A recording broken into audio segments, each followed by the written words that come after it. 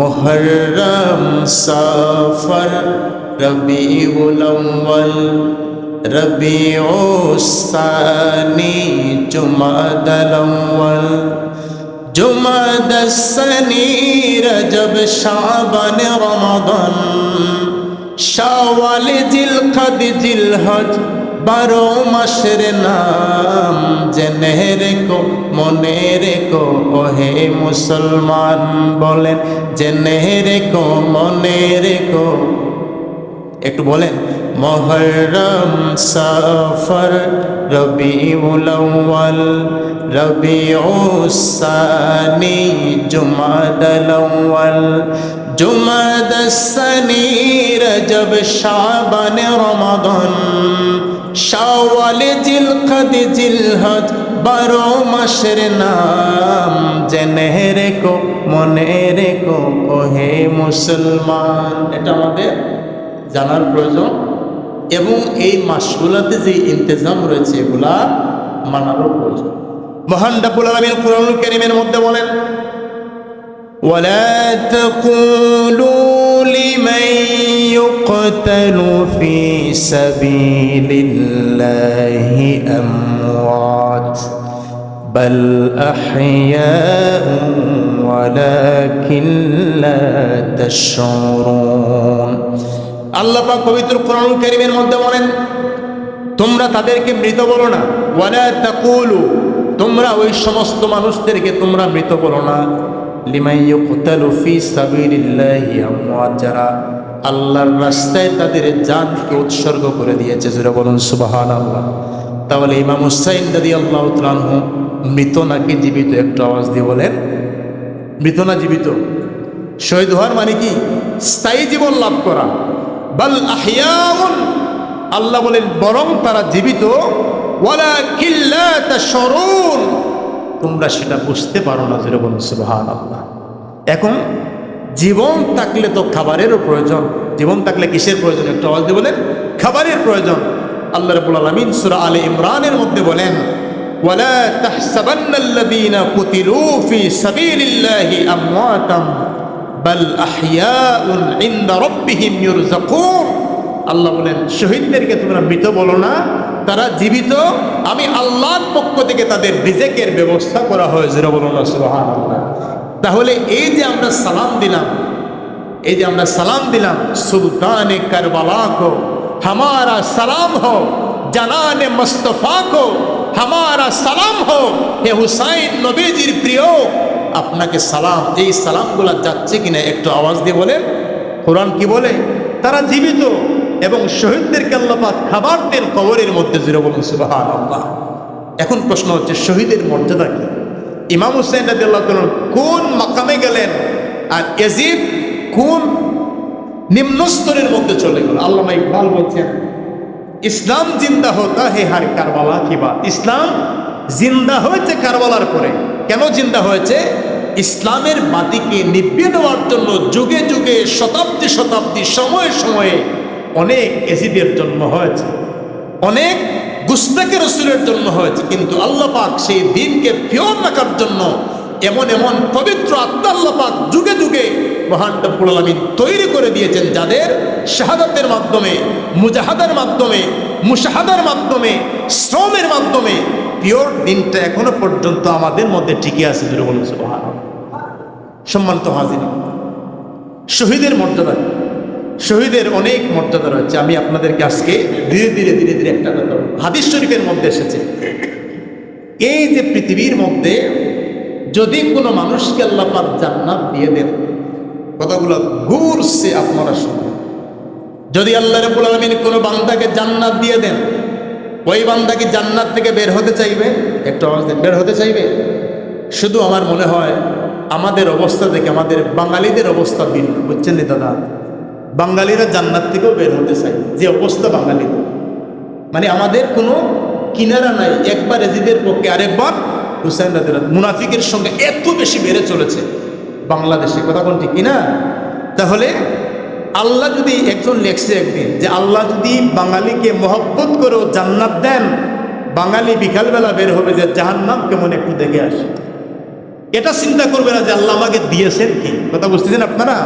দিয়েছেন কি এটা চিন্তা না করে বিকালবেলা বলবে জান্নাত তো দেখলাম, 100 করি আমি জাহান্নামের যারা আছে তাদেরকে দেখব। বুঝতেছেন আপনারা? তাহলে এই যে জান্নাত এবং জাহান্নাম, শহীদের মর্যাদা, আল্লাহ নবী বলেন আল্লাহ যাদেরকে জান্নাতে ঢুকাবেন তারা কখনো জান্নাত থেকে বের হতে চাইবে না। জোরে বললেন সুবহানাল্লাহ। একদল মানুষ ছাড়া, একদল মানুষ চাইবে জান্নাত থেকেও বের হতে। তারা কারা? তারা হলো শহীদ। জোরে বলুন সুবহানাল্লাহ।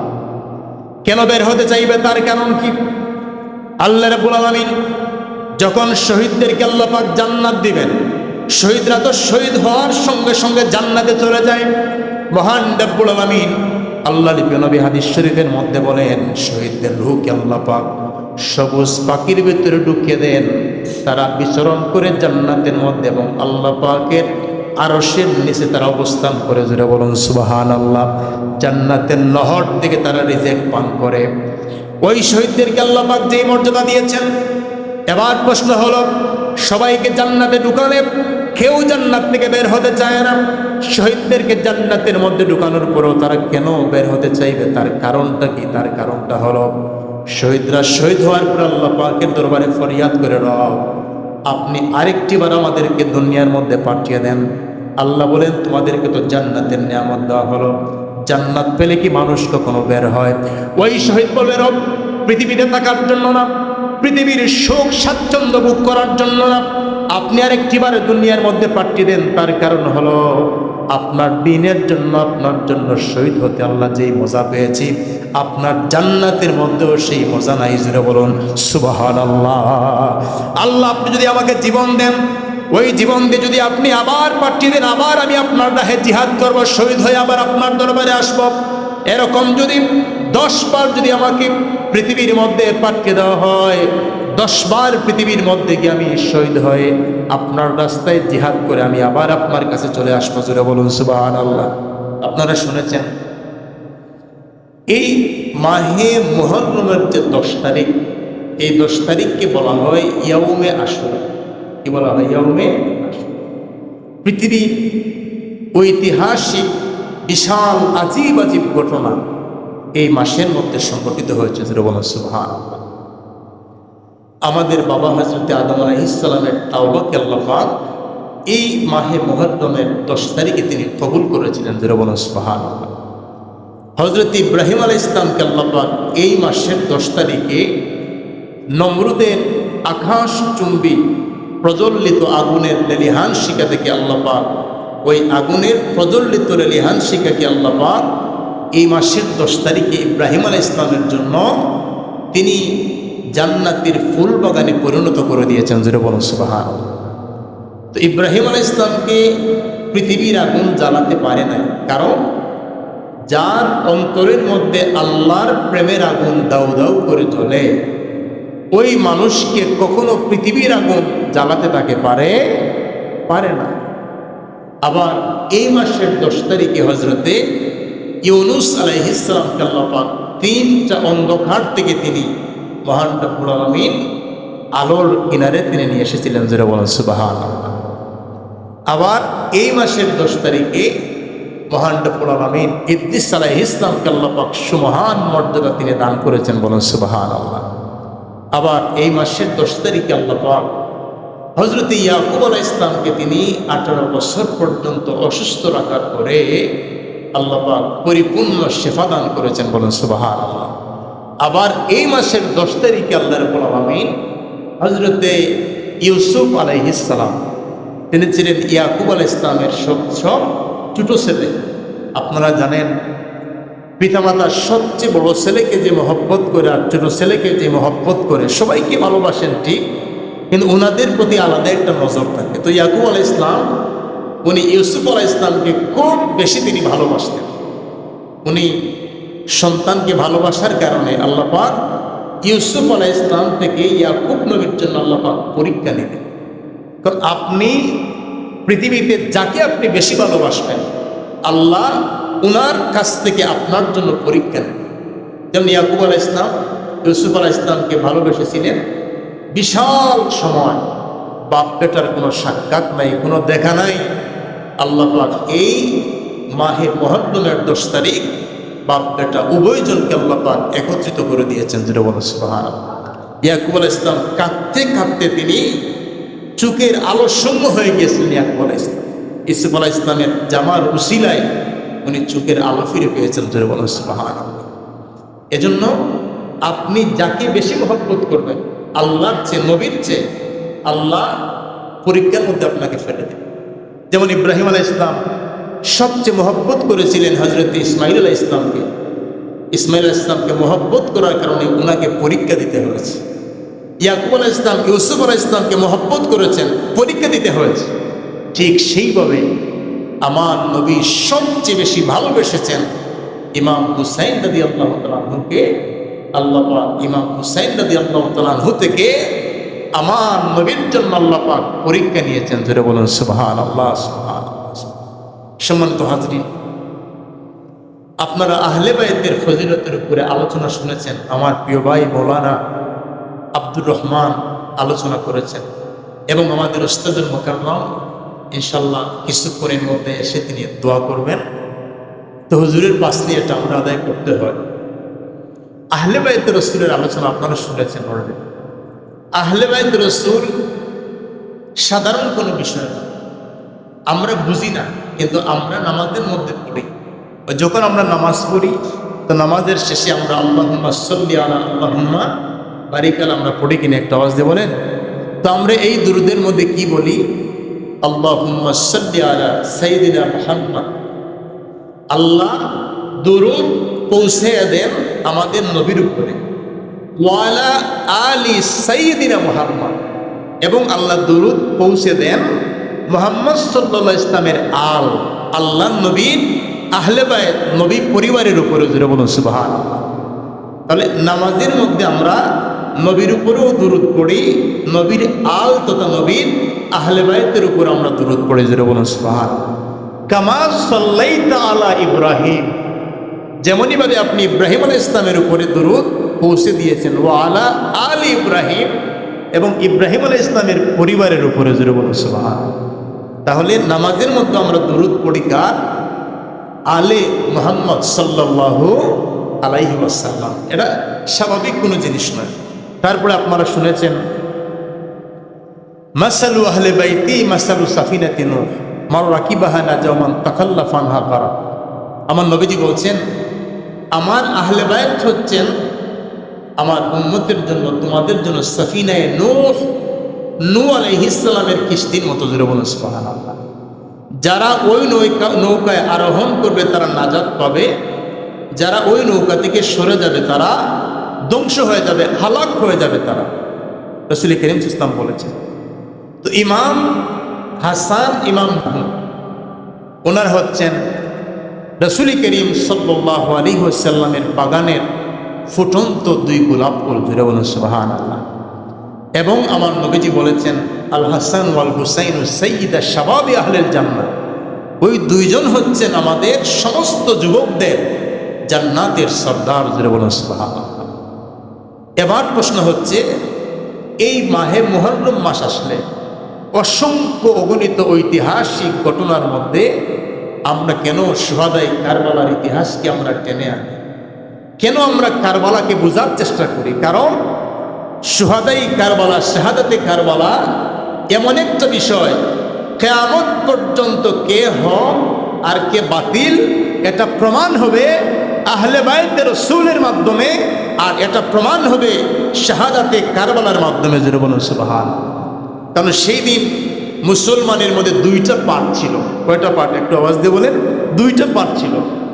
এক পার্ট হলো ইমামে আলী মাকাম ইমাম হুসাইন রাদিয়াল্লাহু তাআলা আনহু এবং ওনার পরিবার। আরেকটি পার্ট হচ্ছে ইয়াজিদের বাহিনী। কথা কোন ঠিক না? 2টি পার্ট, 2 জায়গায় নামাজ হয়েছে, 2টা তাবুতে তেলাওয়াত হয়েছে, 2টা তাবুতে হাফিজে কোরআন ছিল, 2টা তাবুতে কোরআন জাননেওয়ালা মানুষ ছিল, 2টা তাবুতে হাদিস জাননেওয়ালা মানুষ ছিল। কিন্তু পার্থক্য আছে কিনা একটা আওয়াজ দিয়ে বলেন। কত আছে কি নাই?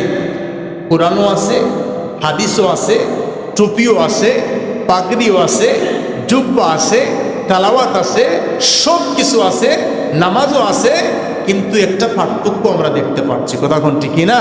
তো সেই পার্থক্য হলো সেই দিন ইমাম হুসাইন ছিলেন সত্যের পক্ষে, ইমাম হুসাইন ছিলেন হক, এজিদ ছিল না হক।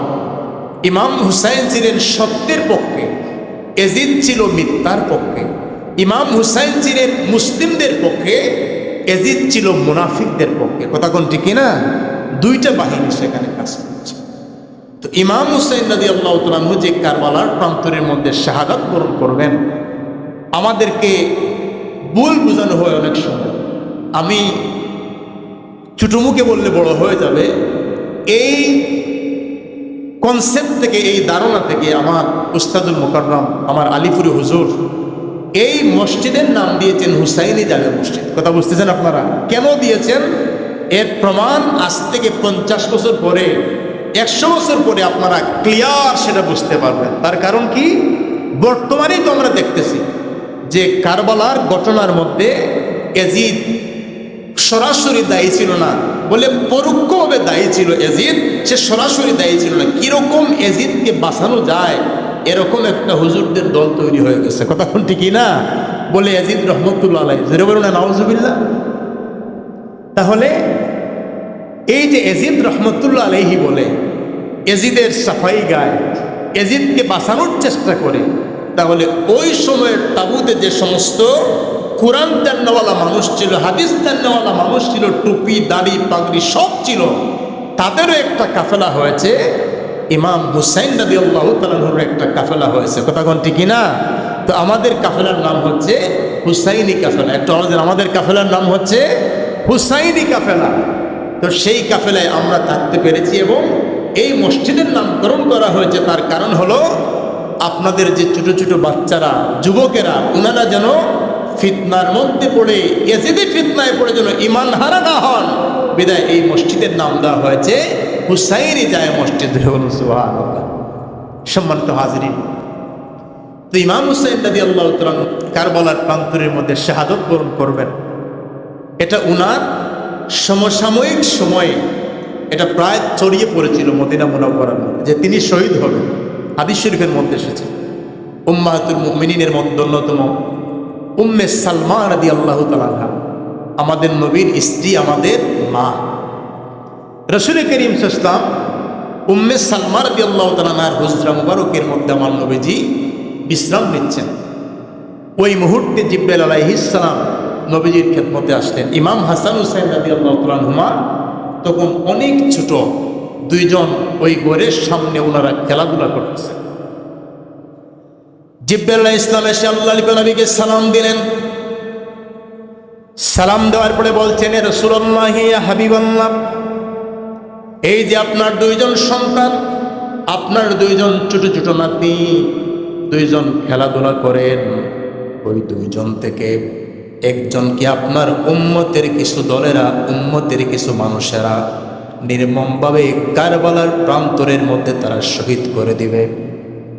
এই কথা শোনার সঙ্গে সঙ্গে আমার নবীজির দুইটা চোখ থেকে জর করে পানিগুলা জমিনের মধ্যে পড়া শুরু হয়ে গেল। রাসূল করিম সাল্লাল্লাহু আলাইহি ওয়াসাল্লাম জিবরাইল আলাইহিস সালামকে বলছেন, জিবরাইল শোনো, ওই দুইজনের মধ্যে কাকে কারবালার প্রান্তরের মধ্যে শহীদ করা হবে?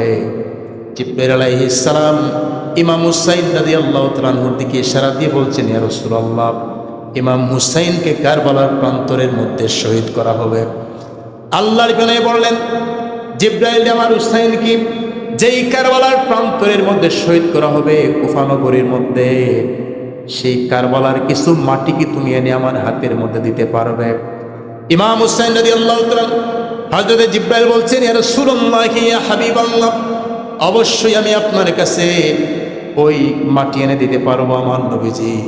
ওই মাটিটা জিবরাইল এনে নবীজির হাতের মধ্যে দিলেন। আল্লাহর নবী ওই মাটি থেকে গ্রাণ নিলেন, বললেন কারবালা ধ্বংস হোক, এবং আমার নবীজি ওই মাটিগুলা নবীজি একটা বোতলের ভিতরে প্রবেশ করলেন। করার পরে উম্মে সালমা রাদিয়াল্লাহু তাআলা আনহাকে বলছেন, উম্মে সালমারে শোনো, যেই দিন ওই মাটিটা রক্তের আকার ধারণ করবে, লাল হয়ে যাবে বোতলের ভিতরে, সেই দিন আমার হুসাইন কারবালার প্রান্তরের মধ্যে শহীদ হয়ে যাবে। বলুন সুবহানাল্লাহ। হাদিস, যেই দিন ওই মাটিটা লাল বর্ণ লাল আঘাত ধারণ করবে সেই দিন আমার হুসাইন কারবালার প্রান্তরের মধ্যে শহীদ হয়ে যাবেন। এখন প্রশ্ন হলো, তাহলে নবী জানতেন কিনা? একটু আওয়াজ দিয়ে বলেন, আপনার কথা বলেন, নবী জানতেন কিনা? নবীজি জানতেন। তো আমরা যদি কোনো মুসিবতের আগে মুসিবতের কোনো সিমটম কিংবা আলামত পাই, তাহলে আমরা কি দোয়া করি না যে আল্লাহ আমাদেরকে এই মুসিবত থেকে আপনি হেফাজত করেন, এই মুসিবত থেকে আপনি আমাদেরকে নিরাপদ রাখেন? আমরা দোয়া করি কিনা? একটা আওয়াজ দিয়ে বলেন। আরো কত কিছু আমরা মান্যত করি। তো প্রশ্ন হলো, আল্লাহর নবী যদি জানতেন, জানার পরেও কেন নবীজি একটা বারের জন্য দোয়া করেন নাই যে আল্লাহ আমার হুসাইনকে আপনি কারবালার সেই নৃশংস ঘটনা এবং সেই মর্মান্তিক ঘটনা থেকে আপনি হুসাইনকে রক্ষা করেন? এই দোয়া নবীজি কেন করলেন না? বরং আমার নবীজি এই সংবাদ শোনার সঙ্গে সঙ্গে আল্লাহর দরবারে দোয়া করে বলছেন, রব্বুল আলামিন আমার হুসাইনকে এই কঠিন পরীক্ষায় আপনি ধৈর্য ধারণ করার শক্তি দান করেন। জোরে বলুন সুবহানাল্লাহ। তো কেন নবীজি এই দোয়া করলেন? নবীজি এই দোয়া করলেন না, তার কারণ হলো আল্লাহ নবী জানেন আমার হুসাইন যদি কারবালার প্রান্তরের মধ্যে শাহাদাত বরণ করেন, আমার হুসাইন যদি কারবালার প্রান্তরের মধ্যে শহীদ হয়ে যান, তাহলে ইমাম হুসাইনের শাহাদাতের এক ফোঁটা রক্তের বিনিময়ে কিয়ামতের কঠিন ময়দানে আমার কোটি কোটি উম্মত আল্লাহর জান্নাতের মধ্যে চলে যাবে। জোরে বলুন সুবহানাল্লাহ। এক এক ফোঁটা রক্তের বিনিময়ে আমার কোটি কোটি উম্মত আল্লাহর জান্নাতের মধ্যে চলে যাবে। জোরে বলুন সুবহানাল্লাহ। আর আমরা সেই রক্তের সাথে আমরা বেওয়াফাই করে আমরা বলতেছি ইয়াজিদ রহমতুল্লাহ আলাইহি, ইয়াজিদ নাকি 100 রাকাত নামাজ পড়তো, ইয়াজিদ নাকি অনেক হাদিস জানতো। জোরে বলুন না নাউজুবিল্লাহ। আরে ভাই, জানা এক জিনিস আর মানা হচ্ছে আরেক জিনিস। তো ইমামে আলী মাকাম ইমাম হুসাইন রাদিয়াল্লাহু তাআলা আনহু যে শাহাদাত বরণ করলেন, এই শাহাদাতের মর্যাদা কতটুকু আমরা আজকে জানি। কি আপনাদের কষ্ট হচ্ছে? আমি আপনাদের অ্যাটিটিউড বসার অবস্থায় বুঝতেছি আপনাদের খুব ভালো লাগতেছে, আলহামদুলিল্লাহ, ঠিক কিনা? তো ইমাম হুসাইন রাদিয়াল্লাহু তাআলা আনহু কি হয়েছে? শহীদ হয়েছে। একটু কথা বললে আপনাদের আরো ভালো লাগবে। ইমাম হুসাইন রাদিয়াল্লাহু তাআলা কি হয়েছেন? শহীদ তিনি হয়েছেন। তো আমরা শহীদের পক্ষে না আমরা জালেমের পক্ষে? একটু আওয়াজ দিয়ে বলেন। আমরা শহীদের পক্ষে। আল্লাহ বলেছেন আমাদেরকে শুহাদায়ে কেরামের পক্ষে থাকার জন্য, শহীদদের পক্ষে থাকার জন্য, জালেমদের পক্ষে থাকার জন্য আমাদেরকে বলা হয় নাই। ইয়াজিদ বাহিনী, ইবনে জিয়াদ, ইবনে সাদ, তারা ছিল জালেম বাহিনী, আর ইমাম হুসাইন রাদিয়াল্লাহু তাআলা আনহুর কাফেলা ছিল শুহাদায়ে কারবালা, শহীদের কাফেলা। জোরে বলুন সুবহানাল্লাহ। এজন্য আমরা শহীদদের সাথে থাকলে দুনিয়াও লাভ, আখিরাতেও লাভ। জোরে বলুন সুবহানাল্লাহ। কেমন লাভ আমি আপনাদেরকে বলতেছি, আমি আমার মূল আলোচনায় ঢুকতেছি। শহীদ কাকে বলা হয়? শহীদ শব্দের অর্থ হলো সাক্ষ্য।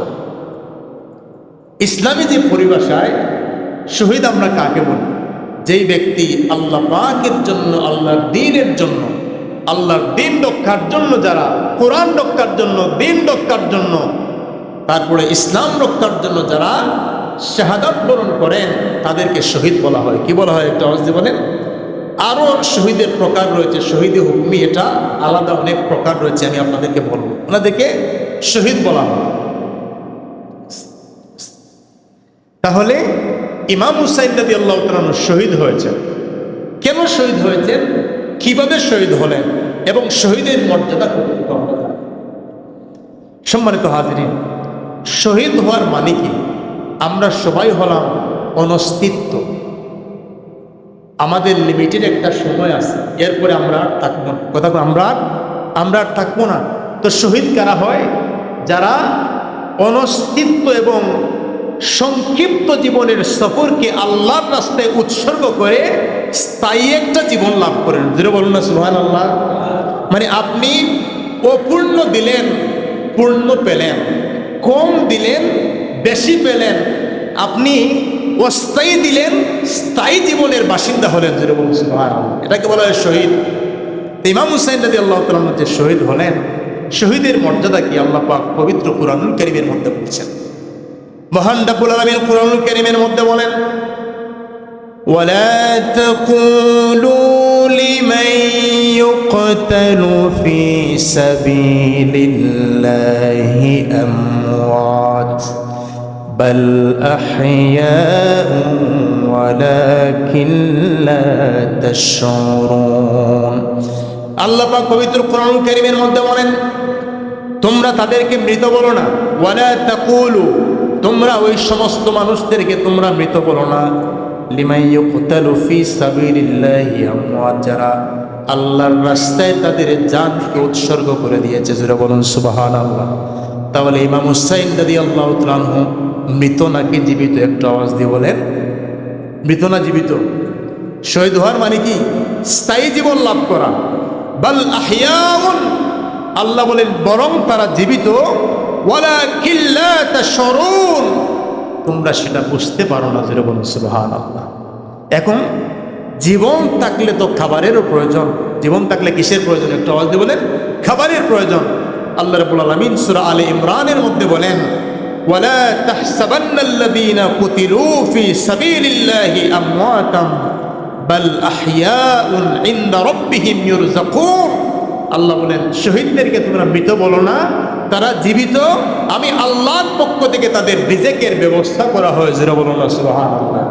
তাহলে এই যে আমরা সালাম দিলাম, এই যে আমরা সালাম দিলাম, সুলতানে কারবালা কো हमारा सलाम हो, জানানে মুস্তাফা কো हमारा সালাম हो। হে হুসাইন, নবীজির প্রিয়, আপনাকে সালাম। এই সালামগুলো যাচ্ছে কিনা একটু আওয়াজ দিয়ে বলেন। কোরআন কি বলে? তারা জীবিত এবং শহীদদেরকে আল্লাহ পাক খাবার দেন কবরের মধ্যে। জোরে বলুন সুবহানাল্লাহ। এখন প্রশ্ন হচ্ছে শহীদের মর্যাদা কি? ইমাম হুসাইন রাদিয়াল্লাহু তাআলা কোন মাকামে গেলেন আর ইয়াজিদ কোন নিম্ন স্তরের মধ্যে চলে গেল? আল্লামা ইকবাল বলছেন, ইসলাম জিন্দা হতা হে হার কারবালা কি বাত। ইসলাম জিন্দা হয়েছে কারবালার পরে। কেন জিন্দা হয়েছে? ইসলামের বাতিকে নিভিয়ে দেওয়ার জন্য যুগে যুগে শতাব্দী শতাব্দী সময়ে সময়ে অনেক এজিদের জন্ম হয়েছে, অনেক গুস্তাকে রসুলের জন্ম হয়েছে। কিন্তু আল্লাহ পাক সেই দিনকে পিওর রাখার জন্য এমন এমন পবিত্র আত্মা আল্লাহ পাক যুগে যুগে মহান রব্বুল আলামিন তৈরি করে দিয়েছেন, যাদের শাহাদাতের মাধ্যমে, মুজাহাদার মাধ্যমে, মুশাহাদার মাধ্যমে, শ্রমের মাধ্যমে পিওর দিনটা এখনো পর্যন্ত আমাদের মধ্যে টিকে আছে। জোরে বলুন সুবহানাল্লাহ। সম্মানিত হাজির, শহীদের মর্যাদা, শহীদের অনেক মর্যাদা রয়েছে। আমি আপনাদেরকে আজকে ধীরে ধীরে ধীরে ধীরে একটা কথা বলব। হাদিস শরীফের মধ্যে এসেছে, এই যে পৃথিবীর মধ্যে যদি কোনো মানুষকে আল্লাহ পাক জান্নাত দিয়ে দেন, কথাগুলো ঘুরছে আপনারা শুনুন। যদি আল্লাহ রাব্বুল আলামিন কোনো বান্দাকে জান্নাত দিয়ে দেন, ওই বান্দা কি জান্নাত থেকে বের হতে চাইবে? একটু আওয়াজ দেন। বের হতে চাইবে? শুধু আমার মনে হয় আমাদের অবস্থা দেখে আমাদের বাঙালিদের অবস্থা ভিন্ন, বুঝছেন নি দাদা? বাঙালিরা জান্নাত থেকেও বের হতে চাই, যে অবস্থা বাঙালি, মানে আমাদের কোনো কিনারা নাই। একবার এজিদের পক্ষে, আরেকবার হুসাইন রাদিয়াল্লাহু আনহু। মুনাফিকের সঙ্গে এত বেশি বেড়ে চলেছে বাংলাদেশে, কথা কোনটি কিনা? তাহলে আল্লাহ যদি, একজন লেখছে একদিন যে আল্লাহ যদি বাঙালিকে মহব্বত করেও জান্নাত দেন, বাঙালি বিকালবেলা বের হবে যে জাহান্নাম কেমন একটু দেখে আসে। এটা চিন্তা করবে না যে আল্লাহ আমাকে দিয়েছেন কি। কথা বুঝতেছেন আপনারা? দিয়েছেন কি এটা চিন্তা না করে বিকালবেলা বলবে জান্নাত তো দেখলাম, 100 করি আমি জাহান্নামের যারা আছে তাদেরকে দেখব। তাহলে এই যে জান্নাত এবং জাহান্নাম, শহীদের মর্যাদা, আল্লাহ নবী বলেন আল্লাহ যাদেরকে জান্নাতে ঢুকাবেন তারা কখনো জান্নাত থেকে বের হতে চাইবে না। জোরে বললেন সুবহানাল্লাহ। একদল মানুষ ছাড়া, একদল মানুষ চাইবে জান্নাত থেকেও বের হতে। তারা কারা? তারা হলো শহীদ। জোরে বলুন সুবহানাল্লাহ। কেন বের হতে চাইবে? তার কারণ কি? আল্লাহ রাব্বুল আলামিন যখন শহীদদেরকে আল্লাহ পাক জান্নাত দিবেন, শহীদরা তো শহীদ হওয়ার সঙ্গে সঙ্গে জান্নাতে চলে যায়। মহান রব্বুল আলামিন আল্লাহ নবী হাদিস শরীফের মধ্যে বলেন, শহীদদের রূহকে আল্লাহ পাক সবুজ পাখির ভিতরে ঢুকিয়ে দেন, তারা বিচরণ করে জান্নাতের মধ্যে এবং আল্লাহ পাকের আরশের নিচে তারা অবস্থান করে। জোরে বলুন সুবহানাল্লাহ। জান্নাতের নহর থেকে তারা রিজিক পান করে। ওই শহীদদেরকে আল্লাহ পাক যেই মর্যাদা দিয়েছেন, এবার প্রশ্ন হলো সবাইকে জান্নাতে ঢুকালে কেউ জান্নাত থেকে বের হতে চায় না। শহীদদেরকে জান্নাতের মধ্যে ঢুকানোর পরেও তারা কেন বের হতে চাইবে? তার কারণটা কি? তার কারণটা হলো শহীদরা শহীদ হওয়ার পর আল্লাহ পাকের দরবারে ফরিয়াদ করে, রব আপনি আরেকটি বার আমাদেরকে দুনিয়ার মধ্যে পাঠিয়ে দেন। আল্লাহ বলেন, তোমাদেরকে তো জান্নাতের নিয়ামত দেওয়া হলো, জান্নাত পেলে কি মানুষ কখনো বের হয়? ওই শহীদ বলবে, রব পৃথিবীতে থাকার জন্য না, পৃথিবীর সুখ স্বাচ্ছন্দ্য ভোগ করার জন্য না, আপনি আরেকটিবার দুনিয়ার মধ্যে পাঠিয়ে দেন। তার কারণ হলো আপনার দ্বীনের জন্য, আপনার জন্য শহীদ হতে আল্লাহ যেই মজা পেয়েছি, আপনার জান্নাতের মধ্যেও সেই মজা নাই। জুড়ে বলুন সুবহানাল্লাহ। আল্লাহ আপনি যদি আমাকে জীবন দেন, ওই জীবন দিয়ে যদি আপনি আবার পাঠিয়ে দেন, আবার আমি আপনার রাহে জিহাদ করব, শহীদ হয়ে আবার আপনার দরবারে আসব, এরকম যদি 10 বার যদি আমাকে পৃথিবীর মধ্যে পাঠিয়ে দেওয়া হয়, 10 বার পৃথিবীর মধ্যে গিয়ে আমি শহীদ হয়ে আপনার রাস্তায় জিহাদ করে আমি আবার আপনার কাছে চলে আসবো। জোরে বলুন সুবহানাল্লাহ। এটা হলো শহীদের মর্যাদা। এবং শহীদের মর্যাদা শুধু তাই নয়, হাদিস শরীফের মধ্যে এসেছে শহীদের শরীরের প্রথম ফোঁটা রক্ত জমিন টাচ করার পূর্বেই আল্লাহ পাক শহীদের জীবনের সমস্ত গুনাহগুলোকে মাফ করে দেন। বলুন সুবহানাল্লাহ। শরীরের প্রথম ফোঁটা জমিনে পড়ার পূর্বে জীবনের গুনাহ কি হয়ে যায়? একটু আওয়াজ দিয়ে বলেন, মাফ হয়ে যায়। আবার আরেকটি মর্যাদা হলো, যখন মানুষ আল্লাহর রাহে যখন শহীদ হয়, ওই শহীদের শরীরের মধ্যে যতই আঘাত করা হোক, যতই প্রহার করা হোক, তখন তার অন্তরের মধ্যে রব্বুল আলামিনের প্রেমের দরিয়ায় তরঙ্গ তৈরি হয়ে যায়। ওই মানুষের তখন কোনো কষ্ট হয় না, সে তখন কোনো কিছু বুঝে না। তাকে তরবারি দ্বারা আঘাত করা হয়, বল্লম দ্বারা আঘাত করা হয়, তীর দ্বারা আঘাত করা হয়, মাথা ফাটিয়ে দেওয়া হয়, হাত কেটে দেওয়া হয়, চোখ ফেলে দেওয়া হয়, পা কেটে দেওয়া হয়, কিন্তু তার শরীরের মধ্যে কোনো অনুভূতি থাকে। সেটা কার প্রেমে? একটু আওয়াজ দিয়ে বলেন, কার প্রেমে? আল্লাহর প্রেমে। সেটা বুঝে না। তারপরে হচ্ছে শহীদের ইন্তেকালের সাথে সাথেই, শাহাদাত বরণ করার সঙ্গে সঙ্গে আল্লাহর দিদার নসিব হয়ে যায়। জোরে বলুন সুবহানাল্লাহ। তাহলে কি কষ্ট লাগার কথা? একটু আওয়াজ দিয়ে বলেন, কষ্ট লাগার কথা? কষ্ট লাগার কথা না। কেন? ইমাম জালালউদ্দিন সুয়ুতী রহমতুল্লাহ আলাইহি এক ব্যক্তি প্রশ্ন করেছিল যে, হুজুর আপনারা যে বলেন শহীদের শরীরে কোনো টাচ লাগে না, তো শহীদ তো একজন মানুষ, যিনি জিহাদ করেন তিনি তো একজন মানুষ, ওনাকে মারলে তো ওনার শরীরের মধ্যে লাগবে, ওনাকে ছুরিদের আঘাত করা হবে, ওনার শরীরের মধ্যে লাগবে, তো কেন এই অনুভূতিটা ওনার মধ্যে থাকে না? তার কারণটা কি একটু বলেন। ইমাম জালালউদ্দিন সুয়ুতী রহমতুল্লাহ আলাইহি পবিত্র কুরআনুল কারীমের তিনি সূরা ইউসুফ থেকে চমৎকার বর্ণনা দিয়েছেন। জোরে বলুন সুবহানাল্লাহ। কি বর্ণনা দিয়েছেন? বিশাল একটা বর্ণনা। এই বর্ণনাটা কি? প্রেমের বর্ণনা। প্রেম, মহব্বত। মহব্বতের মর্যাদা কোন জায়গায় যায়? মহব্বত যে মানুষের চক্ষুকে অন্ধ করে দেয়, ভালোবাসা মানুষকে অন্ধ করে দেয়, ভালোবাসার মানুষের শরীরের মধ্যে যে কোনো আঘাত লাগে না, এর জ্বলন্ত প্রমাণ তিনি কুরআনুল কারীম থেকে দিয়েছেন। জোরে বলুন সুবহানাল্লাহ। কেমন করে দিলেন? যে কেন টাচ লাগে না শহীদের শরীরের মধ্যে? আপনারা সবাই জানেন ইউসুফ আলাইহিস সালামের প্রেমে মশগুল ছিলেন জুলাইখা। নাম কি একটু আওয়াজ দিয়ে বলেন? জুলাইখা। তো জুলাইখাকে অনেক মানুষরা বলল, জুলাইখা তুমি একজন রাজার স্ত্রী, রানীর মর্যাদা তুমি পাও সিংহাসনের মধ্যে, রাজমহলের মধ্যে, তুমি কেন ইউসুফের প্রেমে তুমি কেন মশগুল হলে? জুলাইখা বলছেন, মিশরের মহিলারা তোমরা ইউসুফের সৌন্দর্য দেখো নাই। জোরে বলুন না সুবহানাল্লাহ। তোমরা শুধু নাম শুনেছ, কিন্তু ইউসুফের যে সৌন্দর্য সেটা এখনো তোমরা দেখো নাই। জুলাইখা দাওয়াত দিলেন মিশরের মহিলাদের ইউসুফ নবীর সৌন্দর্য দেখানোর জন্য। দাওয়াত দেওয়ার পরে ইউসুফ আলাইহিস সালামকে রাখা হলো আড়ালে, আর মহিলাদের হাতের মধ্যে একটা ছুরি দেওয়া হলো। এটা কুরআনুল কারীমের মধ্যে এসেছে। এবং একটি আপেল কিংবা লেবু দেওয়া হলো হাতের মধ্যে। আর জুলাইখা বলছেন, আমি যখন বলবো তোমাদেরকে ইউসুফ নবীর দিকে তাকানোর জন্য, তখন তোমরা ওই আপেলটা ছুরি দ্বারা তোমরা কাটো। এটা বুঝছেন আপনারা? কুরআনুল কারীমের মধ্যে খুব সুন্দর করে এসেছে। জুলাইখা বললেন, একটু ইউসুফ নবীর দিকে তাকাও। মিশরের মহিলারা যখন তাকালো, ফালাম্মা রাআইনাহু আকবারনাহু, তারা দেখার সঙ্গে সঙ্গে স্টেজ হয়ে গেল, হতভম্ব তারা হয়ে গেল। এত হতভম্ব তারা হয়ে গেল, ওয়াকাত্তানা আইদিয়াহুন্না, তারা আপেল কাটতে কাটতে নিজের অজান্তে মিশরের মহিলার তাদের হাত পর্যন্ত কেটে দিয়েছে। জোরে বলুন না সুবহানাল্লাহ। কি দেখে? ইউসুফ আলাইহিস সালামের সুন্দর চেহারা দেখে, চেহারা এত বিভোর হয়েছে, নিজেকে হারিয়ে ফেলেছে, হিতাহিত জ্ঞান হারিয়ে ফেলেছে। ওই হুসনে ইউসুফ আলাইহিস সালামের সৌন্দর্য দেখে তারা তাদের হাত পর্যন্ত নিজের অজান্তে তারা কেটে ফেলেছে এবং বলতে শুরু করেছে, ওয়াকুল্লা হাশা লিল্লাহি মা হাযা বাশারান ইন হাযা ইল্লা মালাকুন কারীম। তারা বলতেছে এ তো কোনো মানুষ নয়, এরকম তো কোনো মানুষ হতে পারে না, উনি হবেন ইন হাযা ইল্লা মালাকুন কারীম, আল্লাহ পাকের পবিত্র সুন্দর কোনো ফেরেশতা। জোরে বলুন সুবহানাল্লাহ। মর্যাদা কোনো ফেরেশতা হবেন, এরকম মানুষ হতে পারে না।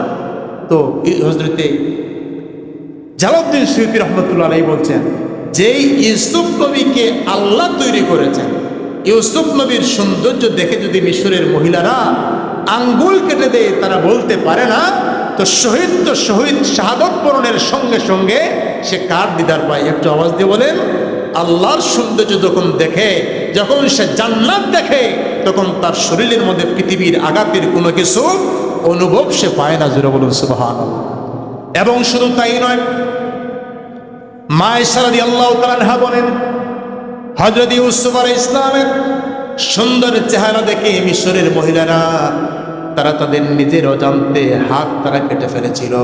কিন্তু মা আয়েশা রাদিয়াল্লাহু তাআলা আনহা বলেন, আমার নবীর সৌন্দর্য যদি মিশরের মহিলারা দেখতো, তারা তাদের হাত নয়, শুধু হযরত ইউসুফ আলাইহিস সালামের সৌন্দর্য দেখে মহিলারা হাত কেটে ফেলেছে।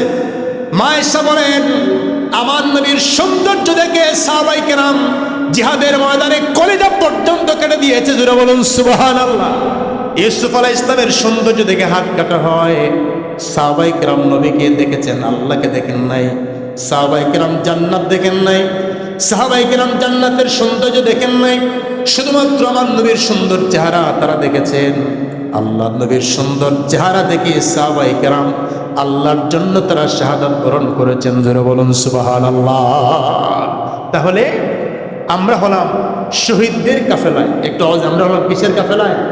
শহীদদের কাফেলায়। তাহলে শহীদের প্রথম ফোঁটা রক্ত জমিনে পড়ার সঙ্গে সঙ্গে আল্লাহ পাক শহীদের গুনাহ মাফ করে দেন এবং শহীদদের রূহকে আল্লাহ রাব্বুল আলামিন তিনি সবুজ পাখির ভিতরে ঢুকিয়ে দেন, তারা জান্নাতে বিচরণ করে। এবং শহীদদের মর্যাদা হলো, আল্লাহ বলেছেন তারা জীবিত, শুধু তারা জীবিত নয়, তারা আল্লাহ পাকের পক্ষ থেকে রিজেক প্রাপ্ত। জোরে বলুন সুবহানাল্লাহ। এখন প্রশ্ন হচ্ছে, ইমাম হুসাইন রাদিয়াল্লাহু তাআলা আনহুর পক্ষে যদি আমাদেরকে থাকতে হয়, তাহলে আগে আমাদের ইমানকে মজবুত করতে হবে। কথা বুঝতেছেন আপনারা? ইমানকে মজবুত করতে হবে। কারণ ইয়াজিদ বাহিনীর হাতে তখন ক্ষমতা ছিল, ইয়াজিদ বাহিনীর হাতে সম্পদ ছিল, ইয়াজিদ বাহিনীর হাতে ক্ষমতা ছিল। ইমাম হুসাইন রাদিয়াল্লাহু তাআলা আনহু ওনার তাবুতে ছিলেন 91 জন। এর মধ্যে 19 জন ছিলেন আহলে বায়ত রাসূলের সদস্য এবং 72 জন ছিলেন অন্যান্য যে আহলে বায়ত রাসূলের প্রেমে যারা এসেছেন এই কাফেলার মধ্যে। কিন্তু এই কাফেলা যদি যুদ্ধ করার জন্য ইমাম হুসাইন রাদিয়াল্লাহু তাআলা আনহু আসতেন, যুদ্ধ করার জন্য, তাহলে আপনারা বলেন যুদ্ধের জন্য পুরুষ ভালো না মহিলা ভালো? পুরুষ ভালো। আজ পর্যন্ত কি কেউ কোনো মহিলা নিয়ে আপনার যুদ্ধের ময়দানে গেছেন? একটু আওয়াজ দিয়ে বলেন। যুদ্ধে যায় নাই, কারণ এর জন্য পুরুষেরা ভালো। ইমাম হুসাইন রাদিয়াল্লাহু তাআলা যদি ক্ষমতার লোভে তিনি যেতেন, কুফার মসনদ দখল করার লোভে যেতেন, নেতা হওয়ার লোভে যদি তিনি যেতেন, তাহলে মক্কায় তখন হাজার হাজার শত শত সাহাবায়ে কেরাম ছিলেন। ওই সাহাবায়ে কেরামের মধ্যে আব্দুল্লাহ ইবনে জুবাইর রাদিয়াল্লাহু তাআলা আনহু, আব্দুল্লাহ ইবনে ওমর রাদিয়াল্লাহু তাআলা আনহু, আব্দুল্লাহ ইবনে আব্বাস রাদিয়াল্লাহু তাআলা আনহুমা, এরকম সাহাবায়ে কেরাম উনাদেরকে নিয়ে তিনি চাইলে যেতে পারতেন। এটার প্রমাণ দেয় ইমাম হুসাইন রাদিয়াল্লাহু তাআলা আনহু ক্ষমতার লোভে তিনি যান নাই। ইমাম হুসাইন রাদিয়াল্লাহু তাআলা আনহু ইমান, ইসলাম এবং নানা জানের দিন রক্ষার জন্য তিনি কারবালার প্রান্তরের মধ্যে গিয়েছেন। কথা কোন ঠিক কিনা? তিনি কোন জায়গা থেকে যাত্রা শুরু করেছেন? কোন জায়গা থেকে? মদিনা মুনাওয়ারা থেকে। একটু কথা বলেন, কোন জায়গা থেকে? মদিনা মুনাওয়ারা। মদিনা তো কেউ ছাড়তে চায় না। তো ইমাম হুসাইন রাদিয়াল্লাহু তাআলা কেন তিনি মদিনা মুনাওয়ারা ছাড়লেন? কারণ মদিনা মুনাওয়ারার জমিন এমন জমিন, যারা যায় বারবার যেতে মন চায়, যারা গেছেন আসতে মন চায় না। কতক্ষণ আসতে মন চায় না, কারণ মদিনা মুনাওয়ারায় কি আছে? আল্লামা ইকবাল বলছে, হামনে মানা হে জান্নাত বহুত হে হাসিন। আল্লাহ, আমি মানি আপনার জান্নাত খুব সুন্দর, জান্নাত মে সব হি মদিনা নেহি। আপনার জান্নাতে আল্লাহ সব আছে, জান্নাতে মদিনা নাই, কিন্তু মদিনে মে জান্নাত মৌজুদ হে। মদিনা মুনাওয়ারার জমিন হচ্ছে এমন জমিন যেখানে মদিনাও আছে, মদিনাওয়ালাও আছেন, সাহাবাই কেরামও আছেন, জান্নাতুল বাকিও আছে, এবং সেখানে রিয়াজুল জান্নাও আছে। জোরে বলুন সুবহানাল্লাহ। একটু দুরূদ শরীফ পড়ুন। আল্লাহুম্মা সাল্লি মাওলানা মুহাম্মাদ ওয়া আলা আলি মাওলানা। जिसने देखा वो मदीने जिंदगी में एक बार, चुमने उनका कदम झुक रहा है बार बार। अल्लाहुम्मा सल्ली अला मौलाना मुहम्मद व अला आलि मौलाना। তাহলে ইমাম হুসাইন রাদিয়াল্লাহু তাআলা আনহু যখন কারবালার উদ্দেশ্যে রওনা দিবেন, মদিনা মুনাওয়ারা থেকে তিনি রওনা দিয়েছিলেন। কোন জায়গা থেকে? একটু আওয়াজ দিয়ে বলেন, মদিনা মুনাওয়ারা থেকে। কারণ অনেক রাজা বাদশারা মদিনায় যাওয়ার পরে বলে, বাদশাহী ছেড়ে দিতে মন চায়, রাজ দরবার ছেড়ে দিতে মন চায়, মদিনার ফকির হয়ে মদিনার গলিতে ঘুরতে চায়। কথা কোন ঠিক কিনা? সেই জায়গায় ইমাম হুসাইন রাদিয়াল্লাহু তাআলা কেন তিনি যাবেন, তার কারণটা কি? কেন তিনি কারবালার প্রান্তরে গেলেন? এর মানে হলো, কুফা নগরী থেকে, ইরাকের যে কুফা থেকে বারবার চিঠি আসছিল ইমাম হুসাইন রাদিয়াল্লাহু তাআলার কাছে। ইমাম হুসাইন, আপনি আসেন, আমাদের কোনো ইমাম নাই, এবং যেই ইমাম আমাদের আছেন, যেই গভর্নর নুমান ইবনে বশির, সে দুর্বল একজন মানুষ। তার জুমাতে আমরা উপস্থিত হই না, তার ঈদের জামাতে আমরা উপস্থিত হই না। আপনি যদি একটু আসেন, তাহলে আমরা আপনাকে ইমাম বানাবো, আপনার ইক্তেদা আমরা করব, আপনার নিয়ন্ত্রণে আমরা চলবো, আমাদের ঈমান আকীদাকে আমরা হেফাজত করব। কথা বুঝতেছেন আপনারা? হুজুর এসে গেছেন। নারায়ে তাকবীর, নারায়ে রিসালাত, আহলুস সুন্নাত ওয়াল জামাত।